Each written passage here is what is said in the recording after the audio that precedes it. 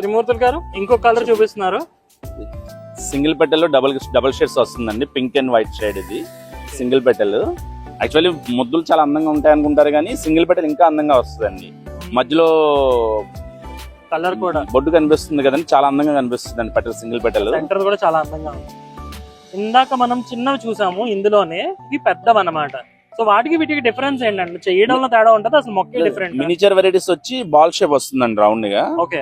ఈ పెద్ద ఫ్లవర్స్ వచ్చి బాల్ షేప్ రావడానికి తక్కువ అండి, ఎందుకంటే మొక్క డెవలప్మెంట్ తక్కువ ఉంటదండి పెద్ద సైజ్ వచ్చేవి కూడా. మినిచర్ వెరైటీస్ ఏంటంటే బుషిగా తయారవుతుందండి. త్రిమూర్తులుగా మీరేం సజెస్ట్ చేస్తారు? ఇప్పుడు మొక్కను మేము తీసుకెళ్తాం కదా ఇంటికి, రీపోర్టింగ్ చేస్తే మంచిదా చేయకపోతే మంచిదా, ఎందుకు? యాక్చువల్లీ చామంతిలో పెంచుకునే విధంగా 2 టైప్స్ ఉంటాయండి. ఒకటి ఏ సీజన్ కి ఆ సీజన్ కొత్తగా కొని పెట్టుకోవటం అండి, అంటే హైబ్రిడ్ వెరైటీస్. అవి పార్ట్స్ లో ఉన్నవైతే మనం యాక్చువల్లీ చేంజ్ చేయవసరం లేదండి.